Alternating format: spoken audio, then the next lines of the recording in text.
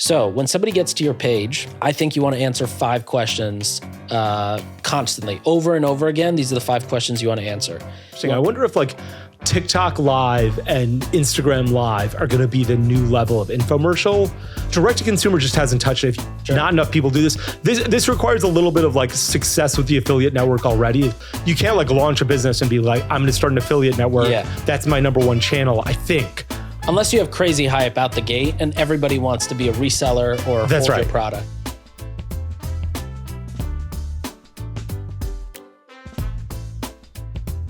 Hundreds of direct-to-consumer brands use Tatari's platform to buy and measure TV ads just like digital. They have deep publisher relationships that give you the best CPMs on linear and streaming TV. Check out their 3-minute demo video at tatari.tv/limited supply. And Nick, episode 5. Almost halfway through the season already. The season's flying by. This has been, honestly, I think this is my favorite season we've done. Yeah. Every episode's been in person. Yeah, that's right. Which means I have to bike down here to Soho, blasting Taylor Swift in my ears, getting pissed off at people who stop halfway across the sidewalk. Yeah. It's been good. Whenever I'm biking, I'm always like, I hate everyone in cars. And when I'm in a car, I'm like, I hate everyone. Yeah, and same with walking. Yeah. You hate both. That's right. Yes, yeah. Okay, the theme of this episode is going to be marketing. I'm excited about this episode. I was actually inspired. I mean, we had to do a marketing one, but I saw a couple clips that I read about that got me really excited about this. And I want to tell you 2 of them. I haven't introduced this to you at all. And then we're going to talk about affiliate marketing. We're going to talk about landing pages. We're going to talk about social media, Facebook ads, all that kind of stuff. We're going to reserve some of the other ones like television for another episode. But let me tell you why I was really inspired by this. Vivek Ramaswamy, your favorite, homeboy guy from your home country, he started to qualify for the debates the debates were last night. To qualify for the Republican presidential debates, you needed 40,000 contributions. Okay, you needed 40,000 individual people to contribute to your campaign. Mm-hmm. And people were struggling with this. People thought Mike Pence wouldn't get it. And so one of the things that Vivek did in order to get it is he said, join my kitchen cabinet. If you go out and help me raise money, you will get a 10% commission through my unique donation link. So if you go out and get people to give money to Vivek and they use your link, you're going to get a 10% kickback. Wow. Which is pretty crazy. But the guy who was the governor of North Dakota, Doug something, I forgot what his last name is, he was the most reasonable and as a result, the most boring person probably last night. He had also started a business and made a fortune. He's the governor of North Dakota. He did something similar where he's like, if you donate $1 to my campaign, I will give you $20. Wow. I will fund that $20 out of my own pocket if you just give me $1 because I need to hit this 40,000 threshold in order to be on the debate stage last night.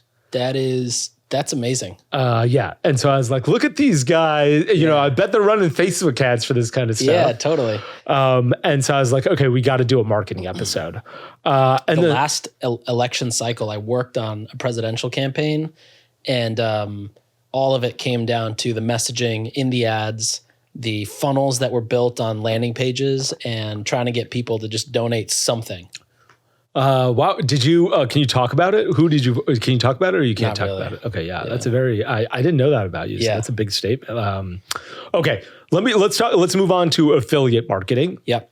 And when I talk about affiliate marketing, I think there's a few ways to think about this.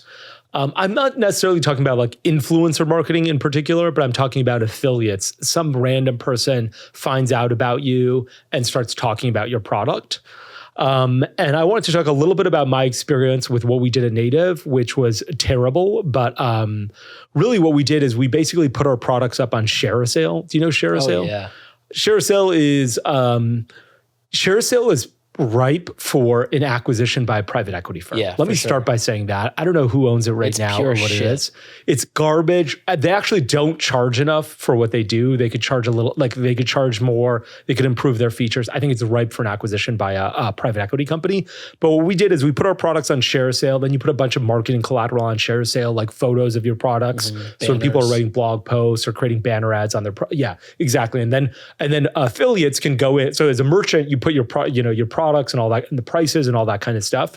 And then affiliates can go in and say, you know what, I want to plug Native deodorant or Nectar mattresses and put those products up on their blog or whatever site that they've got, or however they want to do it. They could also do it as an influencer. They could be like, I'm going to do this through my Instagram page. Yeah. What's interesting about ShareASale and why I wanted to bring it up is because they have a thing called their top 100 merchants. And you don't see their top 100. If you sign up as a merchant, there's a different login for merchants and affiliates. If you sign up as a merchant, you don't see the top 100. If you sign up as an affiliate, you do see the top 100. And I was always curious, like when I started Native, I started, I started an affiliate account as well. And I was like, let me see who's in the top 100 and what they're doing really successfully. At some point, Native got in the top 100. One of the top guys before used to be Nectar mattresses. And so now the number, and then the other thing I was looking at is like, the other thing that they tell you if you log in as a merchant is how much commission are you going to get from this company? Are they going to give you 1%, 5%, 10%, 50%? What are they going to give you? The number one affiliate right now on ShareASale, the number one merchant right now on ShareASale is a wedding apparel company called Desi Group. Wow. I've never heard of it. It's offering 5% per sale. And, they say that, let's say you drive 100 people to their site on average, how many people, let's say you click a ShareASale link, how many people are getting to that site and making a purchase, and how much is the merchant earning? And on this site, it's incredible conversions. The merchants are earning on average $4.37 per click over to the site. Now, it's probably very qualified traffic and everything to that effect, but they're number one on ShareASale for merchants. The next 5 guys are business services, like think LegalZoom. It's not LegalZoom, but it's basically those guys. Let us help you file a corporation. Let us help you be your registered agent. Let us pay you a fortune. We'll pay you a fortune if you can get us a company where we can be the registered agent in like Delaware, because that guy's going to pay us $500 every year as long as his business is around. Right. Number 33 was EarthBreeze. Do you know EarthBreeze? Oh, yeah. Huge. They're offering 2% per sale, a shitty 2% per sale. Wow. And they're number 33. 34, Salt and Stone, 10% per sale. 35 is Bite Aligners, like invisible aligners, like, think Smile Direct Club, $45 per lead plus $45 per sale. Wow. Number 46 is Hum Nutrition. You know those guys, 10% per sale. 48 is Buffy, 10% per sale. Number 66, and I don't know how it's still here, is a company that doesn't exist anymore, Parade. Oh, yeah. And so I was looking at these because I wanted to see what they were doing really well. And, one of the things that I was surprised by was everyone was offering such shitty commissions. Buffy's AOV is probably pretty good. Hum Nutrition's AOV is pretty good. Bite Aligner's AOV is probably really good. But Salt and Stone is going to have $30, $50 AOV. When I was running Native, I would offer 50% commissions. I'd say, look, we're going to pay 50% to Facebook. Why don't we pay 50% to you? And I'm shocked that EarthBreeze is offering 2% per sale. Like, why are they not increasing their affiliate commission? Yeah, that feels very low. What I've generally found is affiliate works really well when the brand is already super well known and it becomes a convenience to the person with the list or the audience to just plug it and know that it's something that's going to resonate. Versus, what doesn't work is brands reach out to affiliates and say, "Hey, please plug us. We'll give you a percentage." They don't want to be approached like that. They want to find you and feel like their audience would resonate. Yeah. 2% feels very low. And I also agree. I mean, I remember when I was at Hint, I would go meet with the BuzzFeed affiliate team, the Refinery affiliate team, and all these other publishers. And I would say, I'll give you 30%, I'll give you 40%, because for the same reason, like, why would I not take that offer and instead pay Facebook more versus just give you a measly 10%? Amazon also gives like 8 to 10% anyways. So if you're selling on Amazon, you're not really incentivizing somebody to drive traffic to your site. I have no idea why anyone would send people to EarthBreeze here. And I have no idea how they're number 33. Instead of someone saying, let me just link to Amazon's the EarthBreeze page on Amazon, where I can get 7, 8% or 4%, certainly more than 2%. There was a lot. So with ShareASale, you get a ton of just shit affiliates that sign up. Oh, yeah. And, they're all based in Pakistan. Yeah. And for a lot of those, I would manually go and put their commission at 1%. The coupon sites. but maybe that was an accident by Earthbreeze. I think they're insanely popular and people love buying them. I know they do a lot of performance marketing too, so they could just be ripping, and maybe that 2%. They don't care about it. Yeah. I always decline those coupon sites because I'm like, I don't want you to be able to like have this thing. Like, yes, they're all like, and they all pretend like they're based in the United States. They're like, yes, our office is 123 Fifth Avenue, New York, New York. Please let us be affiliate. We good now. Penthouse floor. Yeah. We good? They'll say we good, period. We are good people, period. And it's obviously crazy. But really, the reason I was bringing this up is because I think not enough people are investing resources here. There is a scale of like, once you get into the top 50 on ShareASale or something, there is a little bit of a viral effect where as an affiliate, you go on and you're like, who are the top 100 on here? It's like really, it's a really big button to see the top affiliates or the top merchants. And then you're like, these are probably the ones that I can make a lot of money off of. Yeah. And so once we cracked into the top 50 at Native, we started doing a lot more affiliate sales. So I always thought people should invest more resources in this. It's probably not the first thing you do, but it's certainly within the first 5 things you do, because it's a lot of set it and forget it as well. Like, put your stuff on there, put your marketing collateral on there. Maybe you update your marketing collateral once a year, put a really high commission so that people get excited about it. Yep. But then there's a couple other things that I thought people should do. One is they're not doing enough. Like, sometimes when you're having a big promotion, you can advertise that promotion, not just to your customers, but to your affiliates as well. You can say, hey, we're doing a big Black Friday sale. We're doing a big Cyber Monday sale. Affiliates, you're in our network. Like, once we've already gotten 70 of you inside of our network, we can go out and say, hey, we're offering a bigger discount on Black Friday and Cyber Monday. Go tell all of your subscribers, your viewers, your Instagram followers that we're offering this bigger sale. And, you're going to get more sales on that day as well. So I think that I think people aren't doing 3 things here. 1, they're not doing enough high enough commissions. 2, they're not like promoting their own promotions to their affiliates with Black Friday and Cyber Monday sales, July 4th sales, New Year, New You. 3 is I've seen a couple of businesses do this, which is promotions to affiliates. Yeah. So instead of saying 25% off to customers, they say, hey, affiliates, this weekend, we're going to go out and give 40% off, or we're going to give you 40% commission, or we were giving you 20%. We're Earthbreeze, we were giving you 2%. Now we're going to give you 30% this weekend only. And do you know what happens? All of a sudden, if you're like, when I'm on Instagram, I can see when this is happening, when I'm like, oh, this brand is offering a better deal to affiliates this weekend, because I just saw 30 affiliates post about this brand right now. Yeah. And no one does that. No one's like, let me offer the marketing, let me take the promotion and offer it to an affiliate as well. They're only offer it to customers. And if you offer it to affiliates, you can do it way more often, right? Like, you can't offer 25% off every week to your customers. You're going to ruin your brand. You can offer 25% once a month, twice a month to affiliates to try and get that flywheel effect going. I've seen some brands being like, the #1 affiliate will get a Toyota Camry this weekend. Yeah. It's like the equivalent of being in retail and telling Whole Foods, we'll give you 5 extra pallets if you give us placement at the front of the store. Yeah, that's right. Yeah. That's when I was in a liquor business, they'd always be like, if you sell a lot of this, we're just gonna, like, technically we're not allowed to do this, but they're like, legally they're not allowed to, but they'd be like, yeah, we're going to drop off an extra case of this product because you were good to us and we're going to be good to you. So you're going to get an extra, this is $60 bottle of $60 bottle bourbon. We're going to drop off an extra 6-pack or 12-pack to you. This stuff happens. You should do this. I think people should do promotions to affiliates all the time. For sure. Not enough people do this. This requires a little bit of success with the affiliate network already. It probably isn't you can't launch a business and be like, I'm going to start an affiliate network. Yeah. That's my #1 channel, I think. Unless you have crazy hype out the gate and everybody wants to be a reseller or hold your product. Yeah. Okay, so those are the 3 things that I think people can do: far higher commissions, Black Friday, Cyber Monday, tell your affiliates that you're doing these promotions so they can get ready for them, and promotions to affiliates, like communicate with them, offer them discounts as well, or higher commissions. I shouldn't say discounts. Offer them higher commissions for certain weekends. I got one more. Yeah.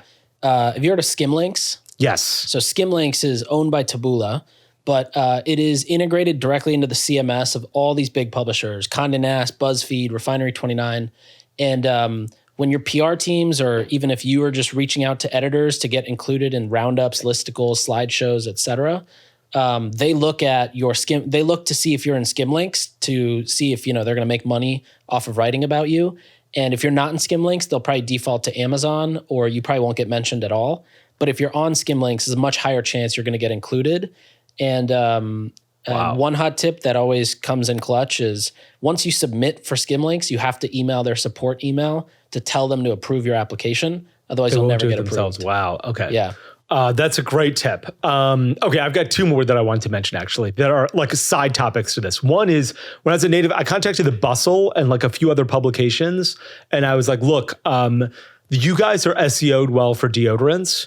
And, you talk about deodorants all over the place. No problem. I'm not asking you to change any of your content. What I'm asking you to do is change it. They would change it. Is that what we just said? They would change it? Yeah. Well, I'm sure they would. But like, I was like, just let me Facebook pixel 5 pages on your site. Yeah. These 5 pages where you talk about deodorants. So if someone's searching deodorant and they end up like, going to a page where you like secret is amazing, or, we did this test on secret deodorant and it was amazing, or anything. I was like, let me just pixel that page. You don't have to pixel I won't pixel any other part of your site, and I'll give you 80% commission off that because you're a big institution. Let me offer you a ton of money to get you to do that.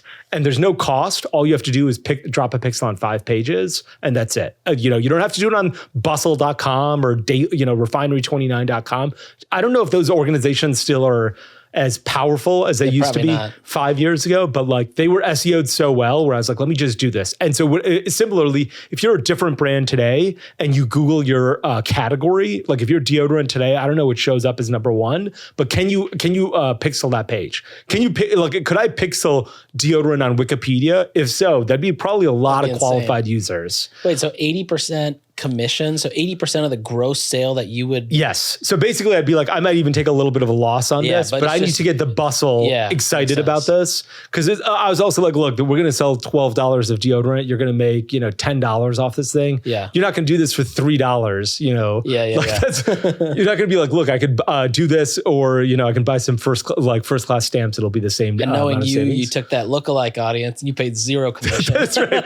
But like, I thought it was a great idea. I thought more people should be doing that. Like, go and try and work with people who are SEO'd well in your category and see if you can drop affiliate links on their pages, or at least Facebook pixels on their pages, so that you can try and drive some sales from there. Yeah. One last thing I wanted to mention is, have you heard of Reward Style? Yes. Reward Style is like one of the, it's like the A-list of affiliate networks. It's got all the mommy bloggers that just drive a shitload of traffic and sales. Some of their people will make $1 million for brands in a single weekend. And other networks like that, they're usually flat fee plus affiliate commission. Yeah. Which if you're a small brand, it's hard to do a 50K fee plus commission on top. But if you're a sizable brand, these things, they're so underrated. Yeah, I agree with you there. I wanted to talk about one last part about affiliates, which was Thrive Market. Do you know Thrive Market? Yeah, of course. Early on, what they did is they got a bunch of affiliates to invest in the business, and that really helped drive their growth when they started the business. So if you look at there's this woman named Katie Wells. Yep. She started a blog called Wellness Mama, which, you probably haven't heard of because you're not a mom. But, she has a blog, and for a while it used to be a top 2,500 website in the United States. Wow, I don't know if it still is. 500,000 visits. Yeah. There's another one, crazy. like Mark Sisson has a blog called The Daily Apple or something. And he was like a big keto, super healthy type of guy. And, I think both of them ended up being investors in Thrive. I know Katie did. I'm not sure about Mark, but I know Katie is. Mark's site, when you land there, has a pop-up to get a discount on Primal Kitchen. Yeah, Primal. In his defense, Primal Kitchen is his own brand. To be clear, okay, he started Primal Kitchen, and Katie Wells has started a brand herself. But what they did is they at least Thrive got at least Katie to be an investor, and she mentions this on her blog. And then she talks about as she's going around her daily life. First, she's talking about Thrive because she'll be she'll take a video and you'll see a Thrive product in the background, or she'll be like, "Hey, I'm going to show you a recipe. You need to make this thing with garbanzo beans," and she's got Thrive Market. She's got a link to the Thrive Market garbanzo beans on there, and so they got I think Kettle and Fire did this as well, but I'm not entirely sure. They just got a bunch of affiliates early on to be investors, and those affiliates really helped drive a ton of traffic and revenue to grow the brand before they could work on paid social and everything else. And they're basically like, look, this allows us to get revenue without having to be at the mercy of Facebook ads, which is amazing, and helps us get revenue without if you're going to start a brand like Thrive Market, you're going to spend a fortune testing on what works on Facebook, what doesn't, what like does this membership model work? How much inventory do I need? Early on, they could be like, look, we only pay for a sale when we get a sale. Yeah. And like, I've seen other people who are like, the way we're going to structure this equity for this affiliate is they get more, they don't get dollars when they make sales. They get more equity in our business when they make sales. Wow. So they're super incentivized to get us sales. The more sales they get, the more equity they get, and the more valuable that equity becomes because they've gotten us a sale as well. Damn, so it wasn't just like you get $10. They're like, you get another 2 shares, and those 2 shares are worth more because you just got a sales too. Right. And so I thought that was really interesting. And like, I feel like affiliates is an untouched or like not very well talked about part of the business. Agreed. I don't think for a lot of people, it's going to be 50% of the business here, but I think it easily can be 10% of the business in a way that like, if you've reached a certain level of scale, you can get there. Yeah. I think 10 to 20% is pretty reasonable. Yeah. If you're a sizable business. Yeah, definitely. Yeah. And it just helps you balance your overall CAC. Yes. Yeah, it does. That is like the beauty of affiliate. Yeah. That is the beauty of affiliates. Okay. I know you want to talk about landing pages, social media. There's one more thing I want to chat about, which is infomercials. Tell me what order you want to go in. Let's do infomercials. Okay. I think brands are not using infomercials enough. And I think this is going to cater to brands that are probably north of $25, $50 million that are listening to this. But like the Hexclad guys, aren't they perfect for infomercials? Perfect. Why, like, I mean, look, they're killing it already. Yeah. So I don't want to say that why aren't they doing it? They probably are like, look, we have 4 million things to do. We're crushing it on Facebook like there's no tomorrow. Yeah. We don't have time to worry about an infomercial, which is going to take a lot of time and resources, and it's a big test. But I do think that would be a brand that's perfect for infomercials. 100%. Honestly, anything that you can demonstrate is perfect. Have you... Did I send you the twice toothpaste recording from TikTok? No, you didn't. Okay, so I was scrolling TikTok the other night, and probably at like 9 or 10 p.m., and I come across Twice Toothpaste, which is a company I advised for years.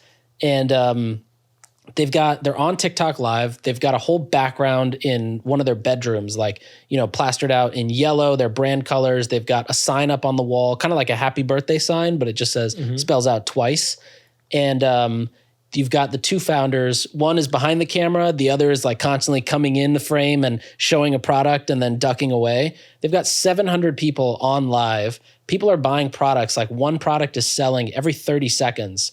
And it's kind of like the new age infomercial, all integrated in TikTok. It took me like 3 clicks to buy the product. TikTok is also pushing this. Like that TikTok shop, right? Like the shop inside TikTok where you complete checkout inside TikTok. Complete checkout. Paid with Apple Pay, so there's no friction. You put your address in once, you'll never have to put it in again. And TikTok is also like covering 30% of the bill. So it was like, it was like an $8 product. I think I paid $4.99 for it off my card. I don't know how they're shipping it or how they're paying for it. I think TikTok is also subsidizing the shipping. But when I saw that, I was like, this is the new infomercial. And if you just scroll, it's like there's like farms in China, just warehouses full of people selling, like one warehouse probably selling 100 different things on live. And they all have like 1,000 viewers, 500 viewers. They're making sales like crazy. That's so interesting. There used to be this thing in China. I'm not sure if it's still there. They tried to bring it to the US. It didn't work out. Where basically someone would go into like TJ Maxx and be like, let me talk to you about this product. Yeah. And all these people would tune into the live. In China, like there'd be a person who went to a US TJ Maxx, and TJ Maxx would be like, we're closing the store for this influencer to go around our store and talk about these products, because once she was done, the store was sold out of everything. She'd go through like that home goods section, and people would be like, I want to buy this. I want to buy this. She's like, there's 7 of these bowls. They're $7.99. They look this good. And she'd be like, we can talk about it for 3 seconds because they're all sold out, because people are like, I bought that one. Yeah. And so that's interesting. I wonder if like TikTok Live and Instagram Live are going to be the new level of infomercial. I guess I'm still talking about when I was initially thinking about the subject, I was like, the older infomercial should still exist for companies like Hexclad and Mycin and even a mattress company. And the other thing I thought about this with infomercials is not enough, like, people like first direct to consumer just hasn't touched it. If you watch like CNN in the middle, like sometimes I go to the gym and I've got YouTube TV on my phone, I'll watch the news and I'll see like the same ad over and over again. And I'm like, like there's this ad for a company called Car Shield where they basically sell you a car warranty. You know what I'm talking about? The same ad for probably 5 years. They've been running it for the guy who's running it, he might be as rich as Bill Gates at this point. Because I'm just like, you are not running it this often, this long. You didn't put in a 5-year commitment in 2017. Okay. You've been doing this because it's been working really successfully. So I'm wondering why direct-to-consumer brands aren't doing this. And the other level that they've switched to is they have like great tier 2 influencers. Donovan McNabb. Okay. Frank Thomas. Frank Thomas is like, hey, his name was the Big Hurt when he was playing for like the Chicago White Sox. He's talking about testosterone. He's like, you want to be big and bulky and like me, like, I was a huge guy. You need testosterone. You know how much Frank Thomas charges for it's really expensive to get Kim Kardashian and Tom Brady. It's probably a lot cheaper to get Donovan McNabb. $100 an hour. who was like, pulled over once, I think, for something he shouldn't have been doing. And, is probably like, was an influencer or like was a really relevant person 10 years ago. And that sort of has faded. And now he's like, I might do, like, who would be cheap? Scottie Pippen. Like, when was the last time you saw Scottie Pippen doing it? He didn't make a ton of money on the Bulls. He hasn't played basketball in 20 years. I think he'd be like, I'll do this. Recognize his name and probably stay to see what he has to say. That's right. Yeah. If I saw Scottie Pippen doing something, I'd be like, is this Scottie Pippen? Like, what's going on? And yes, it wouldn't appeal to the 22-year-olds who probably never saw him play basketball, but it would appeal to every single guy over the age of 32 because they watched him and they know exactly who he is. 100%. And he'd be so cheap. I'm not sure why people aren't doing that. And I think this is especially true. Like, I was thinking about this. I was like, who would really benefit from this? And I thought, the True Classic guys, when we were talking to them and they're like, look, we have all these stores that we're opening up kind of in like just outside of the main, like, outside of Chicago. Who'd be like, there was a baseball player named Mark Grace and another one named Ryan Sandberg on the Chicago Cubs that were playing in the 1990s. You know what I would do is I would hire those guys and do a local commercial to make that store blow up, especially if I was doing a grand opening. I'd be like, Mark Grace and Ryan Sandberg are going to be there. They're going to be signing autographs. Commercial with Mark Grace and Ryan Sandberg. They're going to be talking about True Classic tees and how much they love them. In Chicago, that resonates so well. Might not resonate everywhere in Miami, but but locally it'll crush. That's right. And a tier 2 influencer like that, and that might be even I don't know if tier 2 is right or tier 3 or whatever it is. They're going to be they're going to be slightly more than the random guy you hire off the street. Significantly less than an influencer that you'd be like, wow, I have to pay this. I have to think about it. It's like when churches put events on and they're like, this athlete used to play for the New York Jets and now he's coming here on Sunday. That's right. It works the same way. Yeah, that's exactly right. And so I thought that like not enough people are doing infomercials. I think you're right. I didn't think about your idea, which was TikTok and Instagram infomercials. I meant like the old classic ones. I think the mattress companies could do it. I think like all of the knife companies could do it. I think the cookware companies could do it. Like, who's that cookware company? I think you're an investor in it. Like Caraway. Caraway could do it. Oh, I think a lot of these guys could do it. I even think like Outdoor Voices could have done it. And been like, hey, we're going to appeal to a different demo. Really show or touch or feel or kind of show stretchiness or durability. That's right. Would have done really well. Yeah. And then with tier 2 influencers like that, like, you have an old athlete who used to be on the Olympic team, like Michelle Kwan, who's, she used to do figure skating and she's like, now I love Outdoor Voices and I go running in them. I'd be like, wow, what is this? What's going on here? So I think there's an unmissed opportunity. I think the hard part is that takes time and like a lot of, if you want to do this, you start today, it'll be done 3 months, 6 months from now. It won't be done tomorrow, like Facebook ads. But I thought like, affiliates and infomercials are the two where I'm like, these are things that are untouched that once you get to 25, 50, 100 million in revenue, there's a lot of like, you're like, okay, I need like Facebook ads. I'm kind of maxing out on those Facebook ads. What else can I do? I think these are great. Yeah. I would bet too, like the channels that the infomercials air on are probably some of the best forms of validation you can go into a retailer with and say, look, we sold out on QVC. This is why you should take our product. Yeah, that's a great point. It's probably a lot more valuable than being mentioned in Town and Country or Pop Sugar. That's right. When we were at Native and we were about to launch into Target, I worked with Tatari and I was like, they're the sponsor. I was like, hey, I think we need to run a bunch of ads inside Minneapolis so that when basically any Target person turns on their TV, they're like, oh, we see Native deodorant. What's going on here? We did the same at Hint. We would just geo-target all of that area and run like 5 different whitelisted pages. Yeah. Same idea. Where the fuck are these guys? I wonder if like ads are surprisingly expensive in Minneapolis and Bentonville. In People are like, Bentonville, what? yeah. Why would an ad in Bentonville, Arkansas be expensive? And you're like, I'm just hitting the right guy. If you go to like Cincinnati Airport, all of the ads at the airport are like for, you're working with Procter and Gamble, let us do that, do this, or you are Procter and Gamble, do this, do this. That's who they're selling to. You can't just rely on paid social and PPC for growth. Hundreds of brands like True Classic, Daily Harvest, and Manscaped have turned to TV advertising using Tatari's platform, and they're absolutely crushing their acquisition goals. Many of my own clients at Hooks also use Tatari. We used them while I was at Native too, and I can tell you that their team is awesome and the measurement is just like digital. So you'll see site visits, purchases, or even installs from TV. Check out their 3-minute video at tatari.tv/limited supply. But okay, we've talked about the niche forms of marketing. You're going to talk about the bigger forms of marketing, Facebook ads, landing pages. Tell me about what you were going to talk about. All right, we'll start with landing pages, and then we can go into paid social. And feel free to riff in or stop me.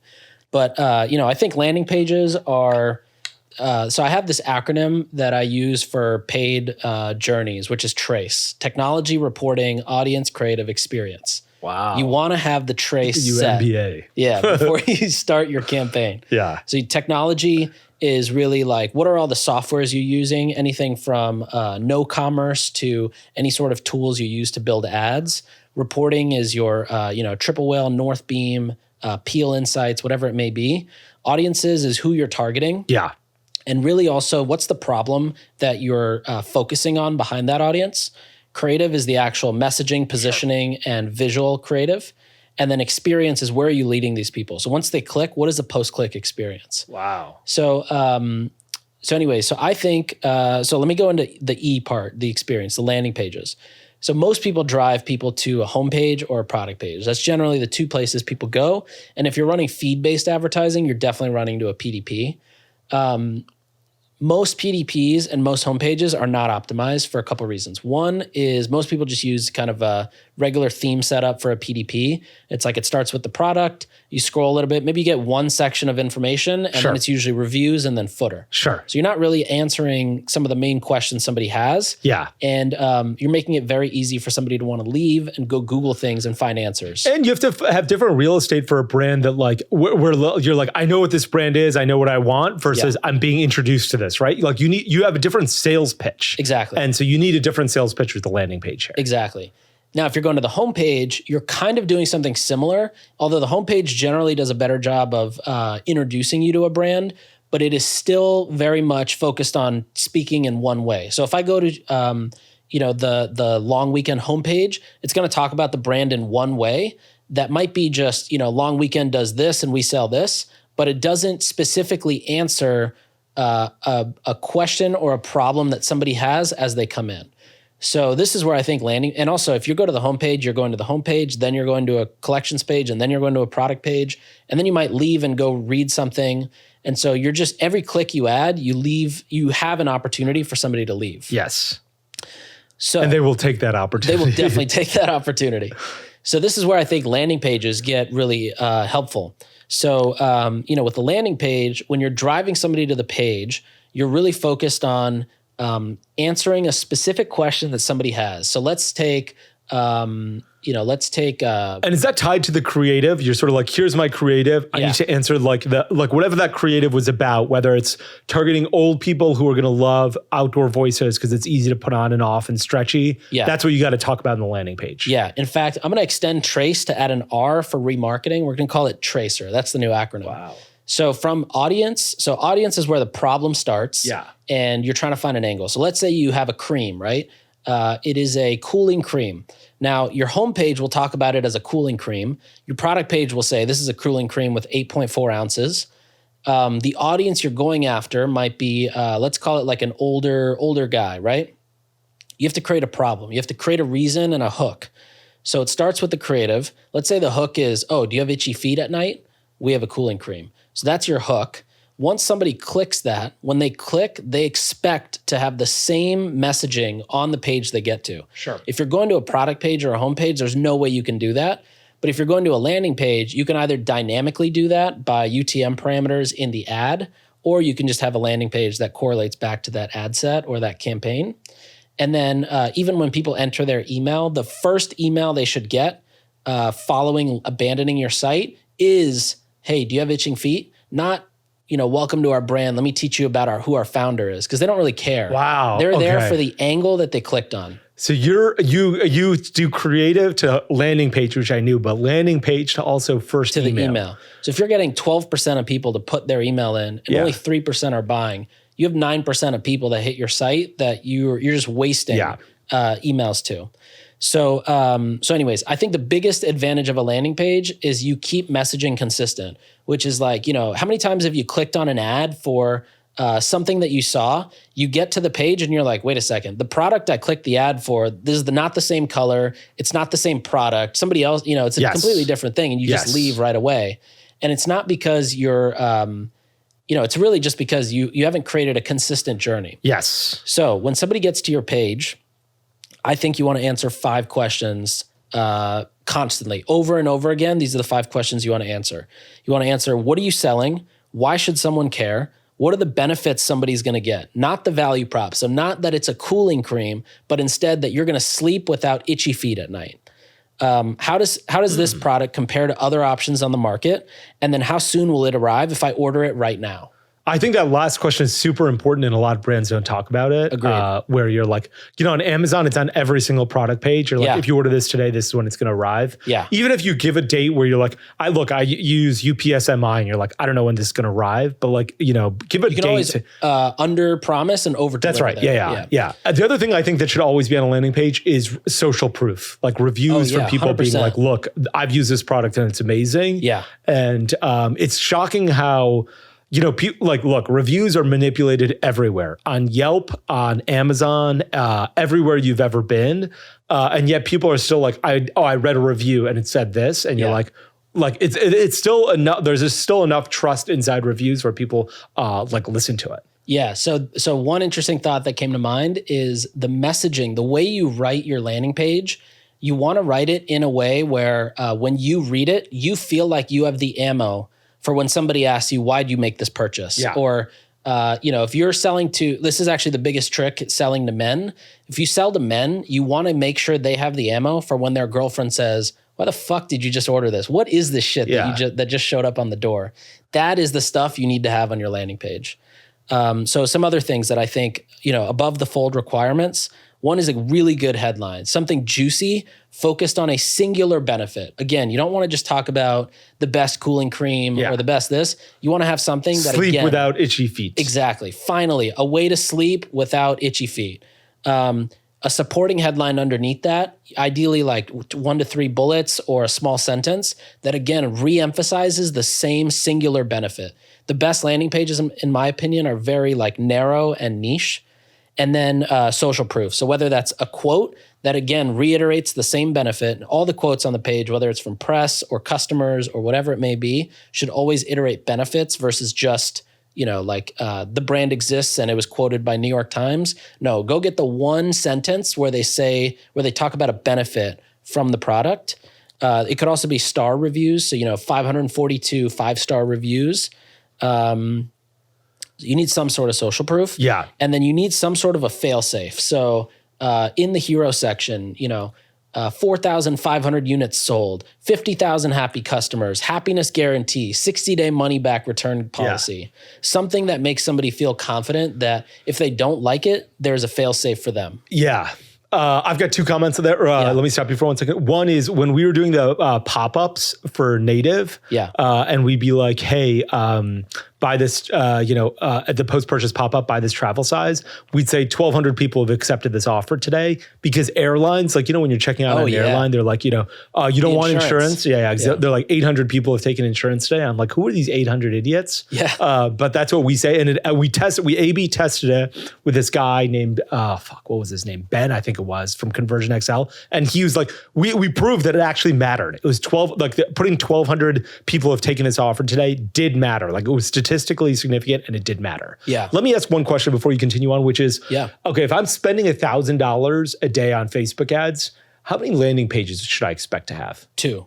Like Okay. you shouldn't have that many. And I'll get into this in the paid social spot, but you really need to find one. You just need to find one thing that converts to get you to 5K a day. Gotcha. Okay. I think it was 1 or 2 episodes ago we talked about like the increments to hit. I think it might have been the Q&A. Yeah. But like you got to get to 1K a day, and then you got to get to 2,500 a day, and then you got to get to 5K a day. And all of that I can do on one or two pages. Okay, gotcha. And if you need more than that, then you're too distracted. You're selling the wrong offer. You're not positioning it properly. Okay. And you need to find the angle. The angle is honestly finding an angle is your best friend. You cannot just say we're a new cream on the market and we're excited to be here and we have all these great benefits. You have to have some reason that you're connecting emotionally where somebody's going to really just make the pounds and buy. All right, some other must-haves on your landing page. Sticky CTA. You should never not be visible with a CTA. As you scroll, whether it's above or below, there should be something that's sticky. If you're over $100, you should have buy now, pay later options. Even if, I don't think many people use the buy now, pay later, but just having it there gets people toward checkout and incentivizes the click. You should have price per use or price per day if you're a consumable. So if you sell a hydration packet and it's, $29.99 for a 30 stick trial packet, you should be calling that less than $1 a day. Or less than $2 a day. You want to make it something that's super easy for people to comprehend. And then you also want to have all your buttons. So if you have a landing page and you're driving people straight to cart, make sure that your coupon code is listed there because you want to reemphasize. It's just another way to mask and reemphasize that somebody's about to get a discount. Use VIP 20 for 20% off at checkout. But that URL should already have that included. Yeah. So that when they get there and they forget, they're not worried about bouncing. Yeah, it says VIP 20 has been applied. Exactly. You're going to save big. Yeah, exactly. Yeah. And then the last thing I think is cross-sells and upsells. So, if I add one product to cart, the first thing that should happen is a pop-up that says, do you also want to add this? Or if it's one stick of deodorant, do you want to add 2 more to complete your set? Or do you want to subscribe and save 20%? And then same thing in the cart. Like landing page carts, I think are, it's not your main website cart, so you can get a little bit more like direct response-y. And I think landing page carts are where you go hard. Yeah, that's a great point. The one other thing I would add to all of this is this is all great. Like you can use URLs or UTM parameters. I think like people would be like, how do I do this with if I was Postpilot, right? If I'm Drew Sanaki or if I'm Tatari and I'm like, how do I do this? We actually solve this issue at Native. And so what we did is we actually created separate URLs. So instead of going, nativecos.com was our main site. And then when we were advertising on TV, we'd be like, go to nativedeodorant.com. Yeah. When we were advertising with Drew at Postpilot, we'd be like, go to nativedeo.com. We'd have different links that would redirect to a page. And we're like, now we understand where you came from. And we're going to take you to this landing page. Because otherwise, this is perfect for social media, but it gets really hard when you go offline. And you can create separate URLs specific for everything. This could be, this is a BrewMate water bottle. If you're trying to buy it, and I'm sending you a piece of mail or advertising on TV, I could be brewmatewater.com. Yeah. That's how you get those types of sales. 100%. And make sure that you can still direct to the correct landing page. Yeah, this works really well too for out-of-home ads that are locally done. Yeah. Or even like tech companies like, do you know Highbeam, that bank? Yeah. They do like what's the APR.com and it just takes you to like an APR calculator for all the lending services. Yeah. But yeah, super underrated tactic. The other one obviously is like you just make redirects. So nativecos.com / TV. VIP or slash TV. Actually, one thing that I think is still underrated that we used to do with Judy TV ads is it would be judy.co/TV. And then it would go through GeoTargetly, which is like a IP-based redirect tool. And based on your where you came from, which state, we directed you to a different landing page so that we were running a national TV ad with remnant media, but Yeah. then whoever saw it, they would see an emergency guide for their specific Gotcha. state. So like California earthquakes, Exactly. Florida hurricanes, Exactly. Yeah, Exactly. in California, everything now. Actually, wildfires, hurricanes, and earthquakes. Yeah. Be prepared for all three of them. Exactly. Zombie apocalypse, Oklahoma. That's definitely California. Wow, that's a really interesting idea. I never heard of that. I never loved doing this /TV because I just assumed no one would do it. Like whenever I see that, I'm like, why would I put in? Yeah. Like you listen to a podcast and you're like /Joe Rogan, and I'm like, I'm not going to put in Joe Rogan in here. Tatari. Ironically, that's what we're doing. But I do think that URL structure is a way to get around it, but still get to people at the landing page. Yeah. And a way to like, get people excited about the brand without having to remember something like /limited /supply plus Nik minus more, all that kind of stuff in a URL. Actually, you should go to getontatari.com. That's a better link. Yeah, is that the link? Or are you buying it right now? Okay, I love it. That's fantastic. Redirect. Yeah. So anyways, I think landing pages are, they're also just mobile optimized. Yeah. They're optimized for speed. They load instantly. Yeah. You don't have every single Shopify app on your mobile app, on your landing page. So it just loads quicker. It's so well like created for salesmanship. Like, here's the problem, here's issue, here's the other benefits. You probably don't need to know all of this tiny information, like, ships to these states, like you can get to you can include FAQs on there, the social proof, like there's so many add to cart buttons as you're scrolling down. It really is phenomenal in a way where you're not like, this is going to ruin my brand if it's the new PDP and returning customers see this. Yeah. It's like real estate special for new customers. Returning customers won't see it. You can offer bigger discounts. The one other thing I would imagine, the other thing I would add is probably have a bunch of call to actions as you're scrolling down. And all those call to actions should be the same color and a unique color versus everything else on the page. Yes. And the last thing I was going to add there is all the call to actions should be new text. So, pick my color, save 20%. Yeah. Sleep without itchy feet. Yeah. Add to cart and save 20%. Yeah. Get 20% off today. Like all things that kind of new. So it feels like you're not seeing the exact same thing. Wow. I didn't think about that. That's really interesting. You can't just write add to cart, add to cart, add to cart. Exactly. Get sexier inside the call to action. Exactly. Wow. Exactly. Okay. That's great. Last thoughts on landing pages. I'm somebody who can't code. Like the one, we might be the two Indians who can't code. So I love using Unbounce. It's all drag and drop. But another really good builder is Replo. And then obviously if you use Shopify 2.0, if you can get a good dev to build you a template, then you just have one template and you just keep duplicating it.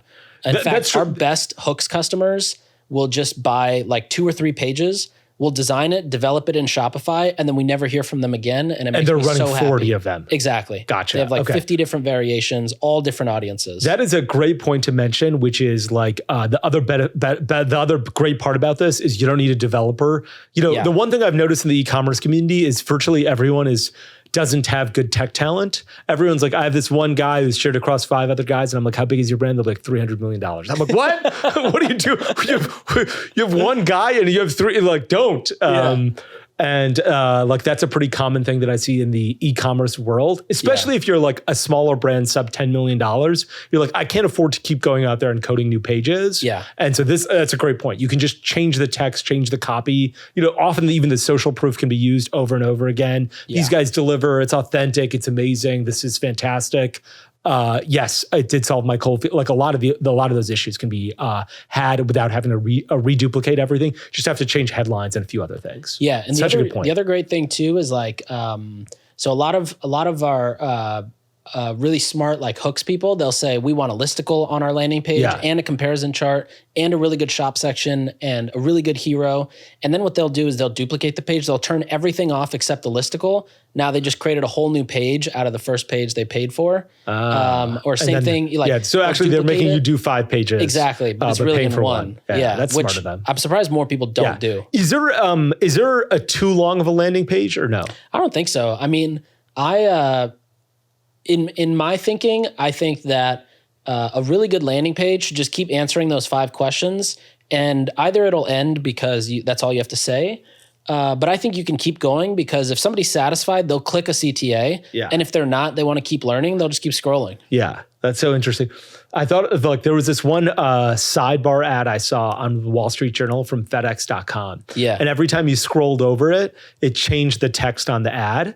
And it would be an hourglass that would flip and it would change the text. Yeah. And I did it and I kept reading the text and I did it the 20th time and it said, "You've done this 20 times already. Why aren't you clicking?" And I was like, this is genius. That is so and you're right. I think if the person's willing to keep scrolling, show them more information. Maybe those 5 questions didn't do it. Maybe there's another 5 that they want to answer. That they want to ask. Like keep going through that. Like at some point you're going to get to an end, but like you can go pretty long. You don't want to make your page load really slow, but you can go pretty long if you feel like you've got new information that you can get. Yeah, you know who used to do really long landers is one, anybody who advertises on Taboola. Yeah, like Taboola and right. Outbrain, they crush the long landers. Yeah. In fact, the other day I asked my mom like, "Hey, have you heard of a supplement for this purpose?" Just because I was like nosy. And she sends me a landing page listicle from Taboola. And I was like, "Mom, this is, you got." She's like, "No, these are the top 5." And I'm like, "No, Mom. Yeah. Do you see? This is an advertorial." That's Taboola. Yeah. And then the other one is Kettle and Fire. Their OG landing pages were like 2 miles long. Wow. Yeah. Good for them. Yeah. Okay, I don't think we've got time for the social media one. I think we've got to save it for a different episode. Yeah, man, that was a good one. I've got like a whole page and a half of goodies on that one. Okay, great. We're going to do that the next episode. Let's do episode 6. We'll talk about social media. Perfect. I didn't think we'd have this much to talk about non-social media advertising. I know. This was really good. I love those landing page tips because whenever you talk about landing pages, I'm always like a little afraid of them. I'm afraid of what information I should put, which is what you covered, but also should I have 400 of these? Because sometimes I'll have, a ton of ads. Yeah. But it's really helpful to know, 1 can get, 2 can get you to $5,000 and spend a day. Yeah. I'm really excited to talk about the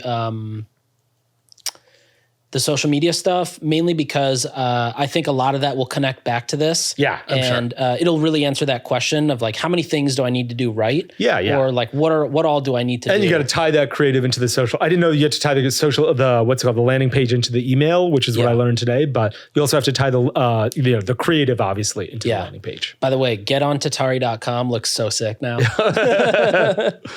Okay, awesome. That's a wrap for episode 5. Episode 6 is going to be social media. We're definitely going to cover Facebook. I want to talk a little bit about Pinterest. Yeah. Let's talk about like those Instagram shopping things. I'm curious to hear your thoughts on that as well. Amazing. Looking forward to that in episode 6. Awesome. Thanks for listening. Thanks for tuning in. We'll be back next time to cut through the noise in CPG, retail, and e-commerce. And if you enjoyed this episode, then why not share it with a friend? And be sure to subscribe on whatever platform you listen to your podcasts on.